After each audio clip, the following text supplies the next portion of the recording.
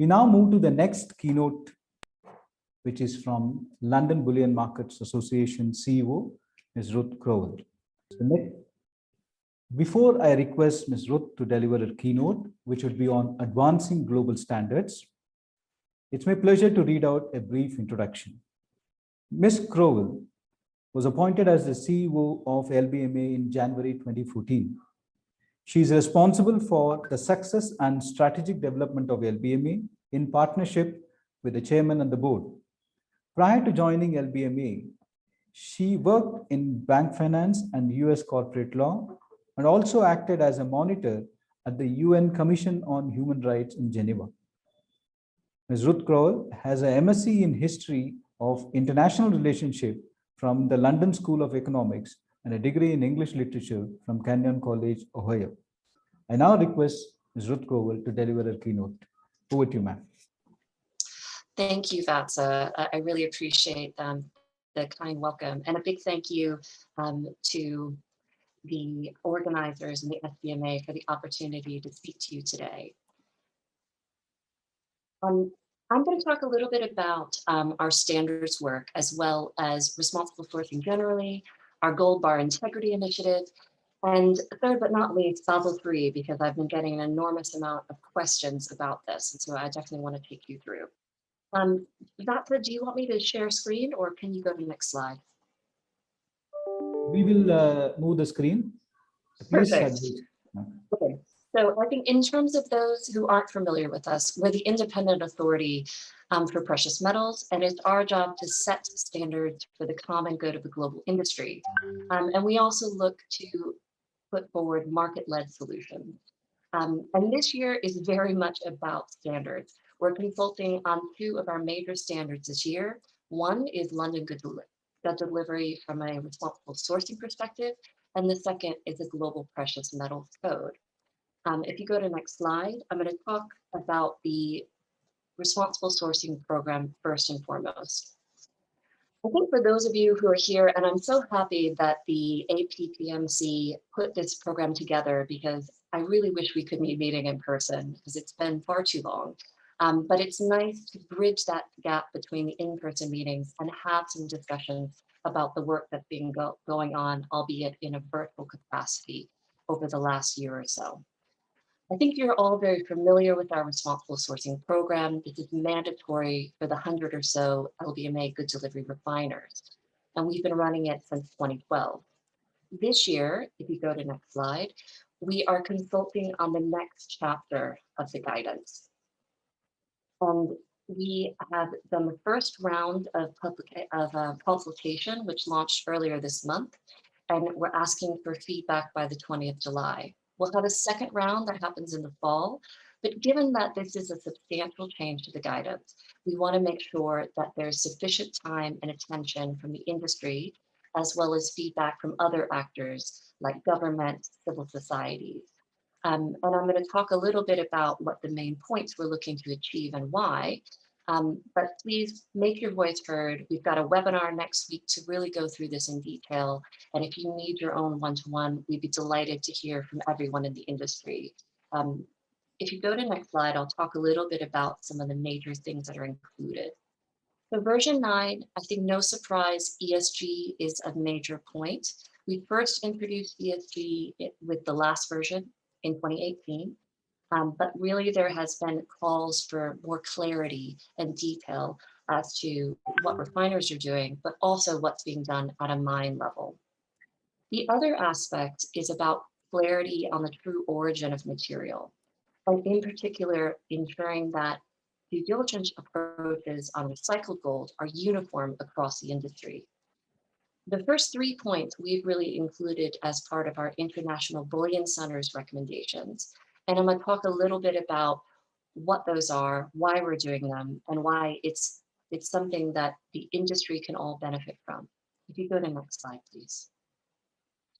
As part of our commitment to transparency, which was one of the major feedbacks we had from stakeholders, including the EU, as part of our application to be recognized under the laws that came into place in January this year, we published our first annual report in September. I'd encourage you to have a look at it.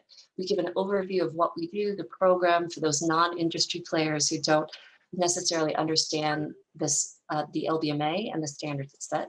But we also included country of origin information for all the gold and silver that flows through those 100 LBMA good delivery refiners. At the request of some of the government, we also gave transparent information on the country of destination where possible. We had to have at least 3 refiners in a country to do that. And I think what was very interesting is that we broke this material down. So not just gold and silver, but is it large scale mine? Is it artisanal mine, or is it recycled? Probably the main thing you'll notice here is that there's a lot of green on this. And I think we were also struck, as were others, that it was the majority coming through. That's not necessarily a bad thing, and certainly from an environmental impact, there is a preference by some downstream users, certainly for recycled. But there are concerns that this might not be the true origin of this material. And if various gold trading centers are approaching recycled in different ways, we as an industry have some risk. If you go to the next slide, we also analyze the data in terms of where it's going to and the type. So we broke down those 3 types of material, and then we further broke them down in terms of what is local, regional, and international material coming in. And so what's really interesting here is where you have the orange, particularly on the recycled. And that's where you're trading with material that is further away from the point of origin. And that's where we really put a call out in terms of how can we lead and act as a leader for the industry to address these things holistically, with the intention of eliminating gold laundering and ensuring a positive reputation for the whole industry. So I think the last time I saw you all in person, we launched our strategic plan for responsible sourcing. That was at the Shenzhen conference in 2019. And part of that is our commitment to certainly improve our standard, and that's what the new version is about. But the other is to be a leader and to say, 10 years on from when these laws were drafted, there has been really no change on the ground in places like Congo of breaking the link between gold and conflict. Is there something we can do as an industry to change that? And that's where we tried to look in terms of building leverage and working together. And that led us to launching the International Bullion Center's recommendations that we put out last year. If you go to the next slide. So this was launched in November, and a call to 12 centers and asking for, yes, industry support, but really support for industry from national authorities as well as civil society to look at 3 strategic priorities. One is, how do we deal with recycled gold and make sure that there's the right level of controls for the right type of material? We all know that there are also low risk types of recycled gold, particularly electronic, and to try to make sure that those controls are tailored. The other is looking at reduction of cash transactions and support for ASM. And if you go to the next slide, I'm happy to say that we've had strong support from all 12 centers. In particular, we were happy to see that there was a request for an intergovernmental meeting hosted by the OECD of these 12 centers, where the LBMA spoke on its recommendations, and it was joined by the Financial Action Task Force. So work is ongoing. They've committed to continue to discuss these issues and also look at practical things, such as the Swiss government's suggestion in terms of a revision of customs codes to help make it easier for both industry and government to know the type of material that's coming in and have that being consistent. If you go to the next slide. So I think with that, that's a high level on responsible sourcing. The main thing you need to know is that we're consulting on the next version. We really want to hear from you, but I wanted to give a little feedback and an overview as to the strategic, what we're doing and why. And part of this is really driven by to ensure that we are recognized, not just by the industry, but at an EU level as well, given its legislation coming in place, that came in place this year. If I turn quickly to the Precious Metals Code, we drafted this 4 years ago. This is the major update 4 years on. We're delighted to see that the list of companies that are attesting to the code continues to grow. Yes, this is something that is done that LBMA members do, but also we keep track and publicly recognize any industry body or industry player that attests to the code. So we really encourage you to give us your feedback if you go to the next slide on the next version that's coming out this year. And the major points that are included, I think no surprise, are ESG, the EU responsible minerals regulation. Again, this is how downstream users in particular meet these requirements. And the other aspects, diversity, inclusion, and I think contingency planning. I think as someone who certainly has enjoyed the benefits of working from home, but definitely looking forward to some in-person meetings and innovation, contingency planning is another part when it comes to what controls should be in place for remote working, particularly when there's remote trading going on. So encourage you to feedback and get involved when that goes live later this year. If I go to the next slide, I think the other thing I can't not mention while we're sort of still talking about the more downstream financial users, and that's Basel III. We've had, I think, questions on this in every meeting I've had for the last month or so. And some of those questions is, what can Asia do in terms of getting ready for this? I think the main point would be to support the lobbying efforts in the 3 jurisdictions that I've noted here. The main case and argument we have made is that when these rules were set in 2009, gold was not accurately treated. And part of that is because there wasn't data. We now have trade data. And we have trade data as well, thanks to the COVID crisis, of gold performance during volatile periods. With that data, the EU has agreed to do a review of the case of how precious metals is treated, and we'll get that update from that review in November. The UK is at a later stage, so January next year. That's because of Brexit, ongoing. And I think many of you would have seen our joint position paper that we put out. If you haven't, I'd encourage you just have a look at the executive summary. You don't need to see the full liquidity study because it's a bit long, but the beginning does talk about the risks.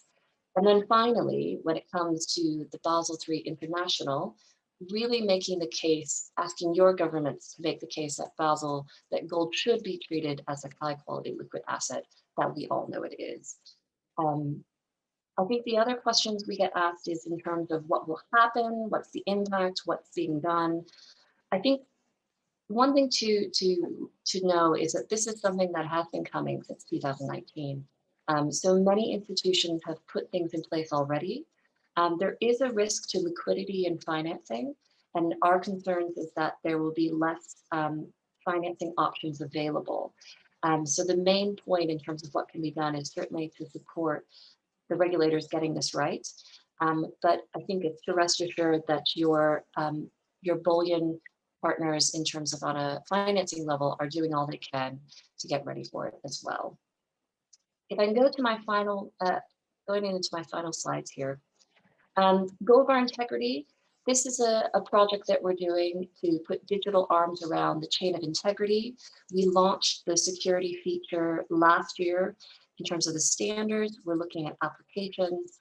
And then the other aspect this year is about how those security features feed into a global vault database, which covers kilobars and 400-ounce bars. There'll be more coming later in this year in terms of exactly what that includes, but really appreciate the support of all the industry actors in this program and excited to bring new digital transparency and integrity to the supply chain. So thanks for the involvement. If you'd like to hear more, we'd be happy to work with you.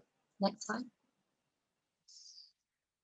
I think the one thing, we're sad that we can't come together in person for the LBMA conference, but we do want to bring the conference to you, very much similar to what APPMC has done. We will be having a virtual conference in September. We're also going to be hosting a local London reception. We would encourage other major centers such as Singapore, if you're able to host your own reception, and we will look at ways that we can link those up and try to make them as seamless together as we can. In this time where we can't be in person, we look forward to seeing everyone in Lisbon in 2022. But until that point, we'd encourage you to meet virtually. and hope to see you again in September.